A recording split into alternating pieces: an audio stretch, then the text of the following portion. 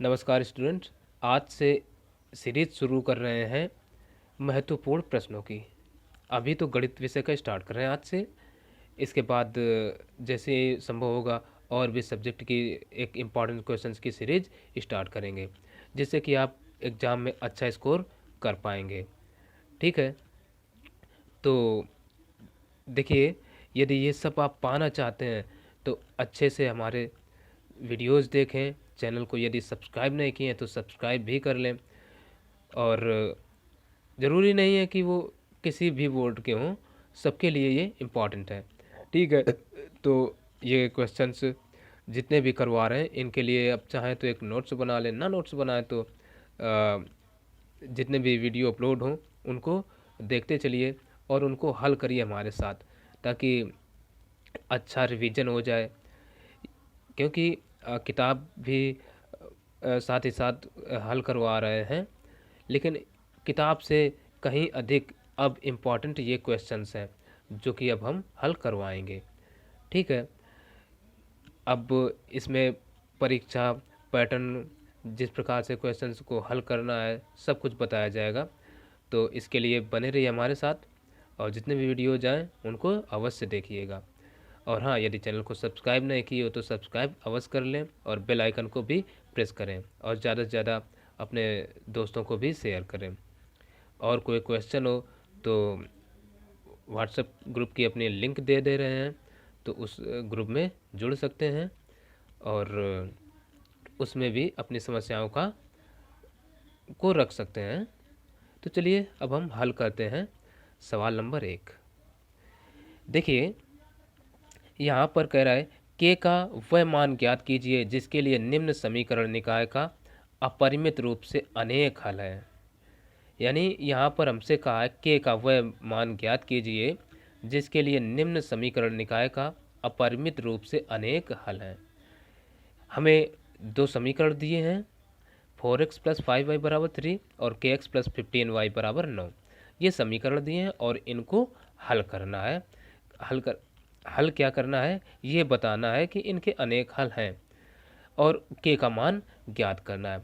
तो देखिए, ज्ञात करने के लिए क्या करते हैं, इसके लिए बहुत ही ज़रूरी है, सवाल को हम ज़्यादा ऐसे शॉर्टकट में नहीं बताएंगे, विस्तारपूर्वक बताएंगे, ताकि चाहे जितना कमज़ोर से कमज़ोर विद्यार्थी हो वो भी समझ सके। तो चलिए अब हम हल करते हैं। हल करने के लिए सबसे पहले जो इक्वेशन दे रखे हैं उनको लिख लेंगे। तो पहला इक्वेशन है 4x प्लस 5y बराबर 3।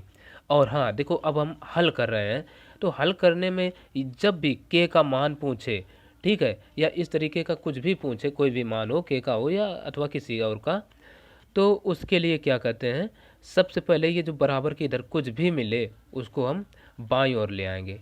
जैसे इसमें हमने क्या किया, 4x प्लस 5y और 3 को इधर ले आए तो -3 बराबर हो गया 0। ये काम हमें करना है इस प्रकार से। अब देखो, और इसी को कह देते हैं इक्वेशन 1। अब देखो, दूसरा समीकरण हमें दे रखा है kx प्लस 15y बराबर कितना है, 9। अब 9 को भी इधर ले आएंगे तो ये आ जाएगा kx प्लस 15y माइनस 9 बराबर 0, और ये हो गया समीकरण 2। अब यहाँ से चूंकि हमें समीकरण निकाय का अपरिमित रूप से अनेक हल ज्ञात करना है, तो अनेक हल हो, अद्वितीय हल हो या कोई हल ना हो, तो इसके लिए हमें a1 a2 b1 b2 और c1 c2 इनके मान प्राप्त करना जानना ज़रूरी होता है।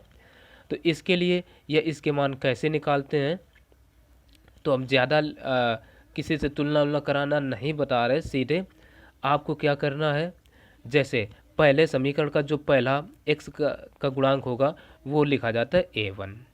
ठीक, तो x का गुणांक यहाँ पहले समीकरण में देखेंगे कितना है, 4, तो 4 हो गया। अब y का गुणांक जो होगा उसको हम लिखेंगे b1, तो b1 बराबर, यानी पहले समीकरण में देख रहे हैं तो 5 आ जाएगा। और दूसरे समीकरण में देखेंगे फिर c1, अचर पद जो होगा वो c1 कहलाता है, तो आ जाएगा -3। तो देख रहे हैं ना, पहले समीकरण में देखिए x का गुणांक कितना है 4, y का गुणांक कितना है 5 और अचर पद कितना है 3। तो ये a1 b1 c1 इस तरीके से मान हमें निकाल लेना है। अब दूसरे समीकरण में देखेंगे तो यहाँ इसको पहला x का गुणांक जो होगा उसको लिखेंगे a2, तो a2 बराबर यहाँ क्या आ जाएगा k, कामा y का जो गुणांक होगा वो होगा b2, तो b2 बराबर आ जाएगा यहाँ पर 15 और जो अचर पद होगा दूसरे समीकरण का वो होगा c2, तो c2 बराबर आ जाएगा -9। ठीक, ये यहाँ तक समझ में आया होगा। आगे क्या करते हैं, देखो के का वह मान ज्ञात कीजिए जिसके लिए निम्न समीकरण निकाय का अपरिमित रूप से अनेक हल हैं। क्योंकि अनेक हल हैं तो एक प्रतिबंध होता है, अनेक हल होने के लिए प्रतिबंध।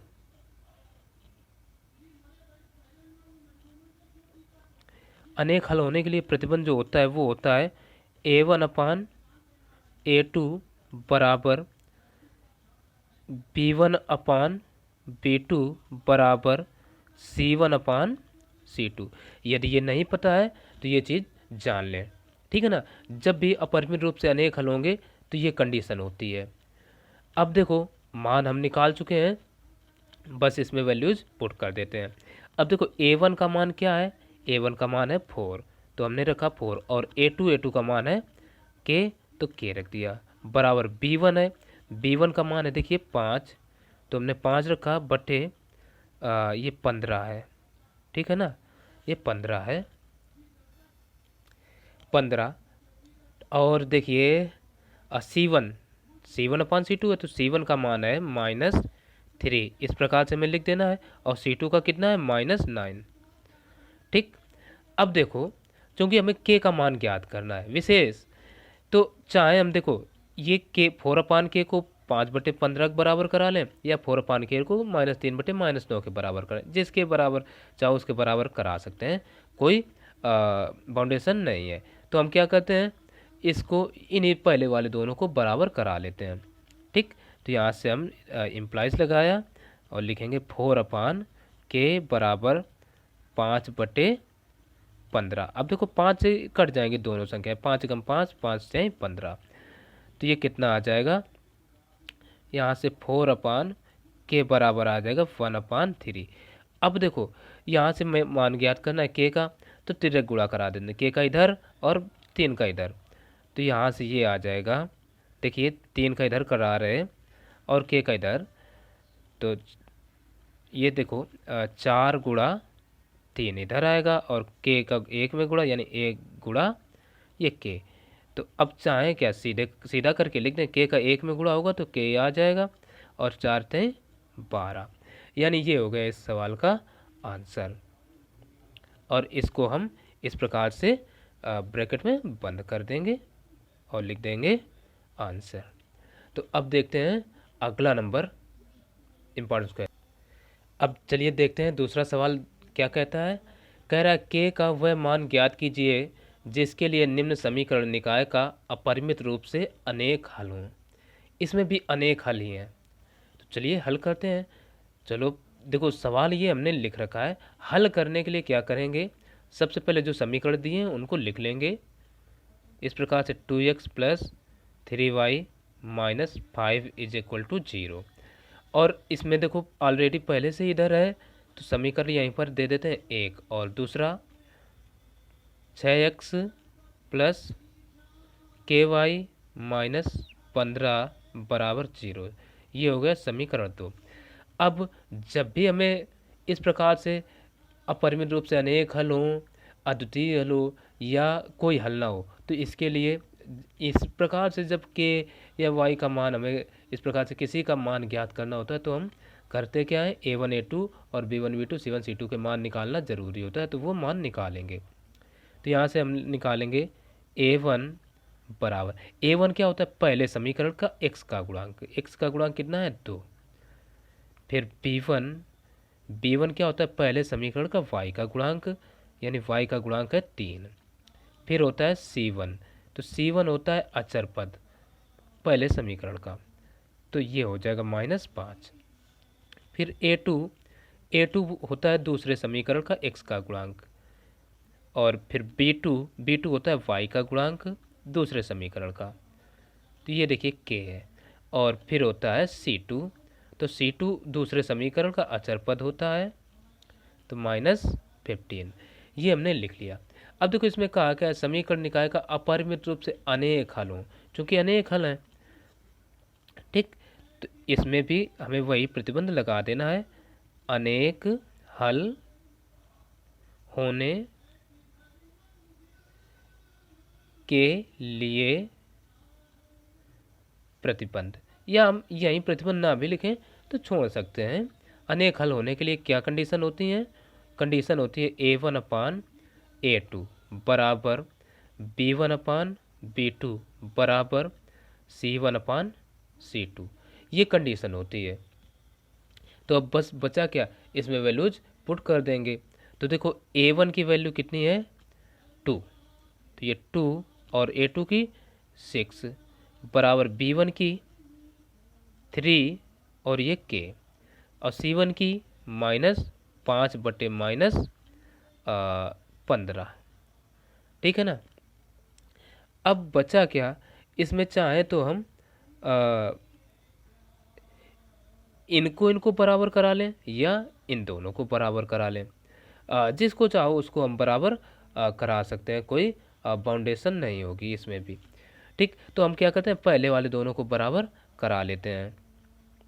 तो यहाँ से इम्प्लाइज लगा करके ये 2/6 इज इक्वल टू 3/k। अब देखो 2 से काट देते हैं, 2 एकम 2, 2 3 6, ठीक है ना, इतना हो गया। अब तिर्यक गुणा, या इधर करके और हम लिखे देते हैं 1/3 बराबर कितना आ गया 3/k।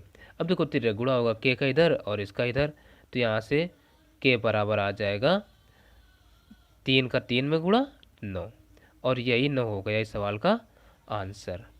आशा है ये सवाल भी समझ में आया होगा। तो अब देखते हैं सवाल नंबर तीसरा। अब देखते हैं सवाल नंबर तीसरा सवाल कह रहा है निम्नलिखित समीकरण निकाय के अद्वितीय हल के लिए शर्त प्राप्त कीजिए। यानी ये पूछा है कि अद्वितीय हल होगा, तो अद्वितीय हल होने के लिए शर्त क्या होगी, वो शर्त यहाँ पर हमसे पूछी गई है, ठीक है ना। अब अद्वितीय हल होने के लिए कंडीशन हमें पता है क्या होता है। तो इस प्रकार के कोई भी हल होने के लिए हम क्या कहते हैं, a1 a2 b1 b2 c1 c2 के मान निकालने होते हैं। तो चलिए हम निकाल लेते हैं। तो इस प्रकार देखिए सवालों को अच्छे से समझते चलिए, इस प्रकार से भी सवाल पूछ सकता है, कंफ्यूज कर सकता है, तो इससे ये पता चलता है कि हमसे पूछा क्या गया है। तो चलिए सवाल को पहले लिख लेते हैं। दिया है पहला समीकरण ax प्लस by बराबर c, ठीक। तो इसको क्या कहते हैं, देखो इसमें और हल के लिए कहा है, तो इसको हम इधर ले आएंगे, तो ये हो जाएगा ax plus by minus c बराबर 0। समीकरण 1 दे दिया, और इसको लिख लेते हैं lx प्लस my बराबर n को इधर ले आते हैं, तो ये आ जाएगा lx, ठीक है ना, ये lx प्लस my माइनस का n बराबर 0, और इसको कहा समीकरण 2। अब हल होने के लिए शर्त, अद्वितीय हल होने के लिए शर्त पूछिए, तो a1 a2 के मान निकालेंगे। तो यहाँ से a1 बराबर आ जाएगा, पहले समीकरण में x का गुणांक होता है, तो देखो पहले समीकरण में x का गुणांक क्या है a, फिर b1 बराबर दूसरे पहले ही समीकरण में y का गुणांक यानी b है, और फिर c1 पहले समीकरण में अचर पद यानी -c है, फिर a2 बराबर पहले समीकरण में x का गुणांक यानी l है, और फिर b2 पहले समीकरण में देखेंगे m है, और फिर c2 बराबर पहले समीकरण दूसरे समीकरण में देखेंगे क्या है, माइनस का n, लिख लिया सब। अब एक अद्वितीय हल, अद्वितीय हल, अद्वितीय हल का मतलब इसका केवल एक हल होगा और कोई नहीं हो सकते इसके अलावा। तो हमें पता है अद्वितीय हल होने के लिए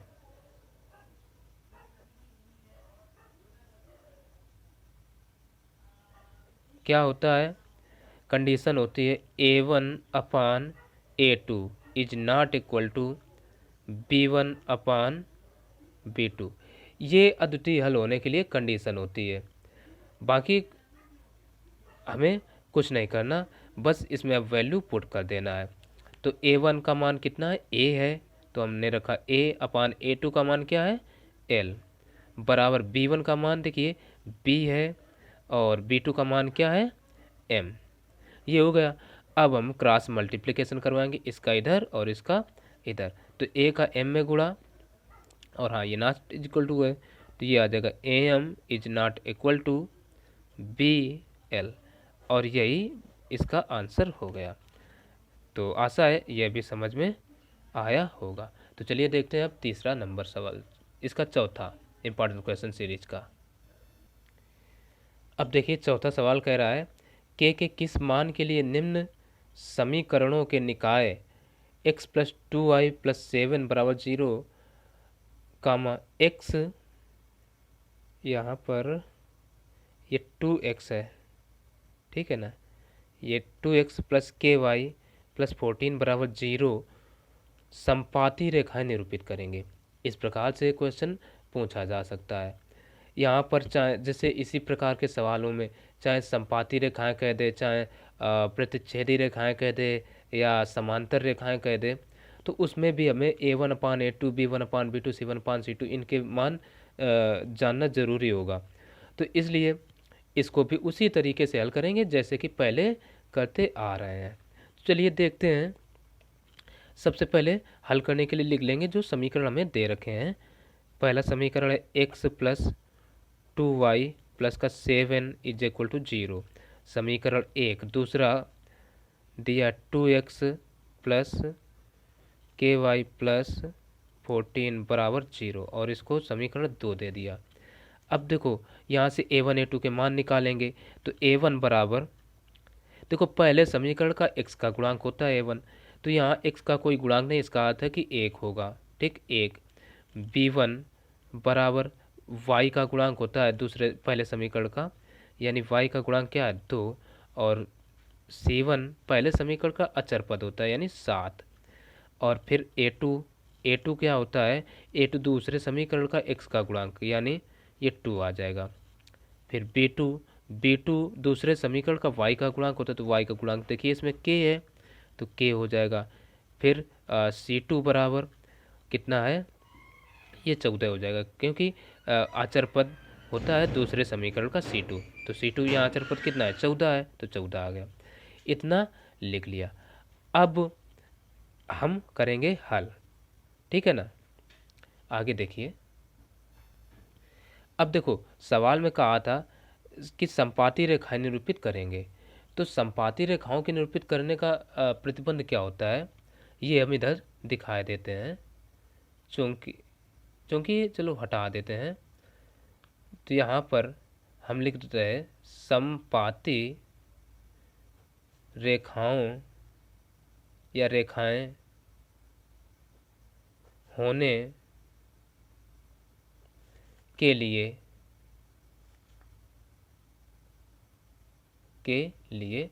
जो प्रतिबंध होगा हमारी, यानी कंडीशन होगी, वो क्या होगी, यहाँ हम अब दिखाते हैं। देखो ये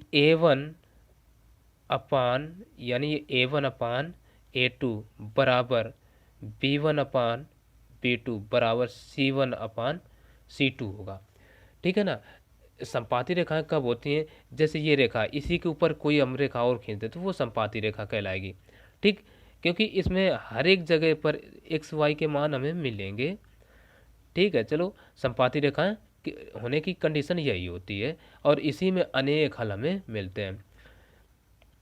तो चलो अब हम वैल्यू पुट कर देते हैं। देखो A1, यहाँ से A1 का मान हमने निकाला है 1, तो इधर, और A2 का 2, तो इधर हम रख देंगे। यहाँ से A1 का मान क्या है, निकाला था 1, और A2 का 2 है, तो बटे 2 बराबर। देखो B1 का है यहाँ पर 2, और B2 का है K, तो हमने रखा K, और बराबर फिर C1 का है 7, और C2 का है 14, ये हमने रख दिया। ठीक है। अब देखो हमें K का मान ज्ञात करना है, तो K का मान ज्ञात करने के लिए चाहे इन दोनों को बराबर करा लें या इन दोनों को बराबर, तो ये इजी है, इसी को हम बराबर करवा लेते हैं। ठीक, तो ये 1/2 इज इक्वल टू आ जाएगा 2/K, तो K का इधर मल्टीप्लाई इसका इधर होगा, तो K का जब इधर कराएंगे तो ये आ जाएगा K का गुणा 1 में होगा तो K ही आएगा, और 2 का 2 में, तो 2 दूना 4, ये हो जाएगा, और यही आ गया K का मान, और यही सवाल का आंसर हो गया। तो अब देखते हैं पांचवा सवाल क्या कहता है। अब पांचवा सवाल देखिए, कहता है निम्नलिखित समीकरणों के निकाय में बताइए कि क्या इनके अद्वितीय हल हैं, या कोई हल नहीं है, या अपरिमित हल है। चाहे अपरिमित हल का है या अनेक हल का है, बात एक ही है। तो चलो इसको भी हल करके पता करते हैं। सबसे पहले जो समीकरण दिए हैं उनको लिख लेंगे। पहला समीकरण है 3x माइनस 5y बराबर 2। अब देखो 2 इसमें बराबर के इधर है, और हमें हल ज्ञात करना है, तो इनको इधर लाएंगे, तो इसको लिख लेंगे 3x minus 5y minus 2 is equal to 0। समीकरण 1 हो गया। और दूसरा क्या है, दूसरा है 6x minus 10y is equal to 40 है, तो 40 को इधर ले आएंगे, तो ये आ जाएगा 6x माइनस का 10y minus 40 is equal to 0। समीकरण 2 हो गया। अब देखो हल हमें ज्ञात करना है, परिमित है, अपरिमित है, या अद्वितीय है, कैसे हैं, इसलिए A1 A2 की मान निकालना जरूरी है। तो यहाँ से हम लिखेंगे A1 बराबर, A1 क्या होता है, पहले समीकरण का x का गुणांक, तो है 3। फिर B1 होता है पहले समीकरण का y का गुणांक, तो y का गुणांक कितना है, -5। फिर C1 होता है पहले समीकरण का अचर पद, यानी अचर पद पहले समीकरण का है -2, तो ये लिख लिया। फिर C1 नहीं A2, ये फिर क्या होगा A2, तो A2 बराबर पहले समीकरण का, नहीं दूसरे समीकरण का x का गुणांक कितना है, 6। फिर B2 भी दूसरे समीकरण का y का गुणांक देखिए दूसरे समीकरण में -10 है। फिर C2 बराबर -40, दूसरे समीकरण का अचर पद। ठीक, ये होता है। इस प्रकार से हमने मान निकाल लिए। अब चलो एक बात पता करते हैं। सबसे पहला काम निकालते हैं A1/A2, पता करते हैं कितना आएगा, 3/6। तो इसको देखो 3 एकम 3, 3 दूना 6, यानी 1/2 आ गया।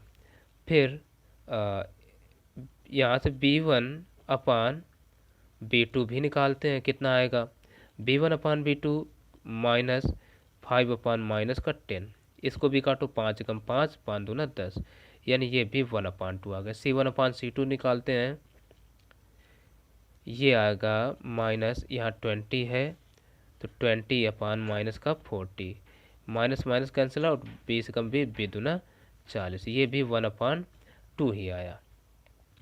अब इधर देखिए, यहाँ हम दिखाएंगे, चूंकि A1/A2 बराबर B1/B2 बराबर C1/C2, और सबके बराबर कितना आ गया, 1/2। ठीक है ना। इसलिए ये जो कंडीशन हमारी बनी कौन सी, इसलिए यहीं से हम कह सकते हैं कि ये जो समीकरण निकाय हैं, इसलिए समीकरण निकाय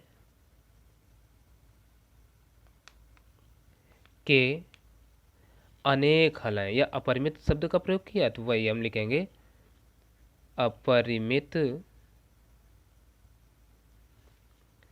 हल हैं, हल है। तो ये भी सवाल हो गया अच्छे से। ठीक, तो अब देखते हैं छठवां सवाल क्या कहता है।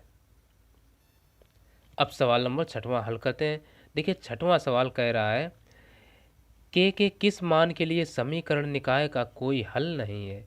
अब यहाँ कह दिया कोई हल नहीं है, इसलिए हमें A1 A2 के मान निकालना ही पड़ेगा।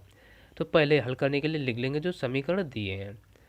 समीकरण पहला है 4x प्लस का 6y इज इक्वल टू 11। अब देखो, अब हम करते क्या है, देखो इतना तो आप समझ ही चुके होंगे कि इस ये वाला पद माइनस में आता है। ठीक, तो इसको हम चलो उसी तरीके से ही हल करेंगे। आप हल करने के लिए अगर समय बचाना चाहें तो इसको सीधे माइनस में लिख लेना जो भी मान हो। तो ये आ जाएगा 4x प्लस का 6y और 11 को इधर लाएंगे तो -11 बराबर 0। समीकरण एक हो गया। दूसरा दे रखे हैं 2x प्लस का ky बराबर 7 है, तो ये आ जाएगा 2x प्लस का ky और 7 को इधर लाएंगे तो ये हो जाएगा माइनस का 7 बराबर इधर बचेगा 0। समीकरण 2 हो गया। अब हमें हल कहा है ना, निकाय का कोई हल नहीं है, कोई हल नहीं है, इसलिए A1 A2 के मान तो निकालना ही पड़ेगा। तो हम लिखेंगे यहाँ से A1 बराबर, A1 पहले समीकरण का x का गुणांक होता है, तो A1 बराबर 4 और B1 बराबर क्या होगा, पहले समीकरण y का गुणांक 6 है और फिर C1 -11 आ जाएगा। फिर A2 बराबर पहले दूसरे समीकरण का x का गुणांक यानी 2, फिर B2 बराबर दूसरे समीकरण का y का गुणांक यानी k और C2 दूसरे समीकरण का अचर पद यानी -7। ये हो गया। अब देखो कोई हल नहीं है, कोई हल नहीं होने के लिए, कोई हल नहीं होते हैं तो एक कंडीशन होती है। वो कंडीशन क्या होती है, वो कंडीशन होती है A1 upon A2 is equal to B1 upon B2 is not equal to C1 upon C2। तो हम लिखेंगे is not equal to C1 upon C2। ठीक है ना। ऐसे में ये A1 और A2 तो बराबर मिलेंगे, लेकिन ये C1 C2 बराबर नहीं होंगे। तो बस हल कर देते हैं। तो A1 का मान देखो कितना है, 4 है, तो यहाँ पर हमने रखा 4 और A2 का मान है 2 बराबर B1 का मान देखो 6 है और B2 का मान है k। तो पहला काम करते हैं, इसको इससे डिवाइड कर लेते हैं। 2 एकम 2, 2 दूना 4। तो इधर ये बचा कितना, इम्प्लाइज लगा के लिख रहे हैं 2/1 बराबर 6/k। तो k का इधर गुणा कराते हैं, है ना, k का इधर गुणा, तो 2 इधर आ जाएगा। तो ये आ जाएगा, यहाँ से हम साफ साफ लिख रहे हैं 2k बराबर 6 का 1 का 6 में गुणा 6। तो यहाँ से k इक्वल टू कितना आएगा, 6/2, 2 एकम 2, 2 तियाँ 6। तो k का मान आ गया 3 और यही हो गया इस सवाल का आंसर। तो आशा है ये सवाल भी समझ में आया होगा। वीडियो को अंत तक जरूर देखें, जितने भी सवाल लगवा आ रहे सारे के सारे सवाल देखें, स्किप बिल्कुल भी ना करें। तो अब देखते हैं अगला सवाल। अब 7वां सवाल कह रहा है k का वह मान ज्ञात कीजिए जिसके लिए निम्न समीकरण निकाय का कोई हल नहीं है। तो चलिए हल करते हैं। अच्छा हाँ, जो समीकरण दिए हैं सबसे पहले उनको हम लिख लेंगे। पहला समीकरण दे रखा है kx माइनस 5y बराबर 2। तो अब देखो इसको इधर ले आते हैं, जैसा कि आप देखते चले आ रहे हैं, x माइनस का 5y माइनस 2 बराबर 0 समीकरण 1 का। और इसको 6x प्लस का 2y बराबर कितना दे रखे हैं, 7। तो 7 को इधर लाएंगे तो आ जाएगा 6x प्लस का 2y माइनस 7 बराबर 0 समीकरण 2। अब कहा है कोई हल नहीं है, इसलिए हमें A1 A2 की तो ज़रूरत पड़ेगी। तो A1 बराबर कितना आएगा इसमें देखिए के, फिर A2 B1 बराबर y का गुणांक -5, फिर C1 बराबर अचर पद माइनस का 2। फिर देखो A2 बराबर दूसरे समीकरण में देखिए x का गुणांक, फिर B2 बराबर y का गुणांक, फिर C2 बराबर -7 का गुणांक। ठीक, आ गए। अब कोई हल ना होने का लिए हम देख लेते हैं, कोई हल ना होने के लिए जो कंडीशन होती है उसको हम अप्लाई करते हैं। कंडीशन क्या होती है, A1 upon A2 is equal to B1 upon B2 is not equal to C1 upon C2। ये कंडीशन होती है। ठीक है, तो इसी कंडीशन को अप्लाई कर दिया। अब बस बचा वैल्यू पुट करने को, तो वैल्यू पुट कर देते हैं। A1 का मान देखो के दे रखा है, के लिखा, और A2 का मान 6 है तो 6 लिखा, बराबर B1 का मान है -5 और B2 का मान है 2। इतना ही तो है ना। अब बचा क्या, अब देखो तिर्यक गुणा कराएंगे, इसका इधर और इसका इधर। तो अब जब हम देखो इसी बात को नीचे ना लिख के आगे की ओर हम जब बढ़ा दे रहे हैं तो इम्प्लाइज लगा दिया। अब इसका इधर गुणा कराएंगे तो ये आ जाएगा 2k बराबर 6 पंचे माइनस का 23। यहाँ तक समझ में आया। अब के जो है ना 2 बटे में भेज देते हैं, तो अब हम इधर लिखते हैं, तो यहाँ से सीधे के बराबर आ जाएगा -30/2। 2 से काट दो, 2 कम 2, 2 पंचे 10, यानी यहाँ से के का जो मान आ गया -15। और यही हो गया इस सवाल का आंसर। तो अब देखते हैं इम्पॉर्टेंट सीरीज का सवाल नंबर 8। अब हल करते हैं सवाल नंबर 8, और जो कि इस वीडियो का अंतिम सवाल होगा। तो वीडियो लास्ट तक ज़रूर देखें और दोस्तों को भी शेयर करें ज़्यादा से ज़्यादा। चैनल को सब्सक्राइब नहीं किया तो सब्सक्राइब ज़रूर कर लें, हमारे व्हाट्सएप ग्रुप से भी जुड़ें। तो चलिए हल कर देते हैं 8वां सवाल भी। देखिए कह रहा है के का वह मान ज्ञात कीजिए जिसके लिए निम्न समीकरणों के निकाय का एक अद्वितीय हल है। ठीक है, तो जो समीकरण दिए हैं उनको हम लिख लेते हैं। पहला समीकरण है 2x + 3y - 5 = 0, समीकरण 1। दूसरा दे रखा है के x - 6y - 8 = 0, समीकरण ये हो गया 2। अब देखो एक अद्वितीय हल है ये कहा, इसलिए हमें क्या A1 A2 के मान निकालना पड़ेगा। तो हम लिख लेते हैं एक